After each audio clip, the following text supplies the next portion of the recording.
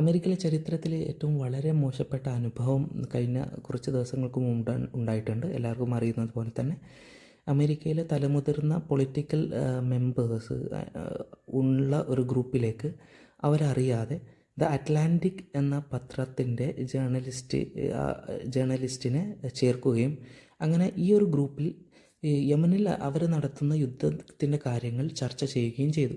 ഇത് പുറത്തായതിനെ തുടർന്ന് വളരെ വലിയൊരു അമളിയാണ് അമേരിക്കൻ ഭരണകൂടത്തിന് പറ്റിയത്. അവർ അത് നിഷേധിക്കുകയും അങ്ങനെ ഉണ്ടായിട്ടില്ല എന്ന് പറഞ്ഞു. അതുകൊണ്ട് ഈ ഒരു ദ അറ്റ്ലാന്റിക് ന്യൂസ് ഏജൻസിയുടെ ചീഫ് എഡിറ്ററായ ഓൾബർഗ് ഈ ഒരു കാര്യം പുറത്ത് വിട്ടിട്ടുണ്ട്, ഈ സ്ക്രീൻഷോട്ടും മറ്റു കാര്യങ്ങളും. അതിനെ തുടർന്നുണ്ടായ വാർത്തയാണ് ഇത്.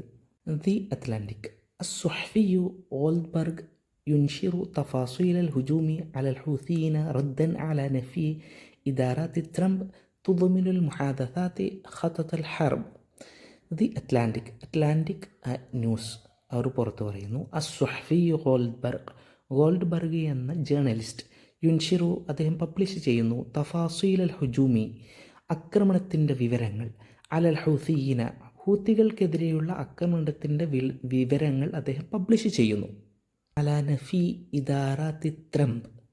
ഇദാറാത്ത് എന്ന അഡ്മിനിസ്ട്രേഷൻ. ഇദാറാത്തി ട്രംപ് അഡ്മിനിസ്ട്രേഷൻ്റെ നഫി റിഫ്യൂസൽ, അതായത് ട്രംപ് അഡ്മിനിസ്ട്രേഷൻ അങ്ങനെ സംഭവിച്ചില്ല എന്ന് പറഞ്ഞതിന് എതിരെ റദ്ദൻ അല നഫി അവർ പറഞ്ഞതിന് എതിരായിട്ട് ഇദാറത്തി ട്രംപ് അഡ്മിനിസ്ട്രേഷൻ പറഞ്ഞതിനെതിരായിട്ട് ഇവർക്ക് ലഭിച്ച കാര്യങ്ങൾ അവർ പബ്ലിഷ് ചെയ്യുന്നു. തുളുമിനുൽ മുഹാദസാത്തി ഇൻസിഡൻസ് ഉൾപ്പെടുന്നു. ഖത്തത്തിൽ ഹർബിൻ്റെ യുദ്ധത്തിൻ്റെ എല്ലാ കാര്യങ്ങളും.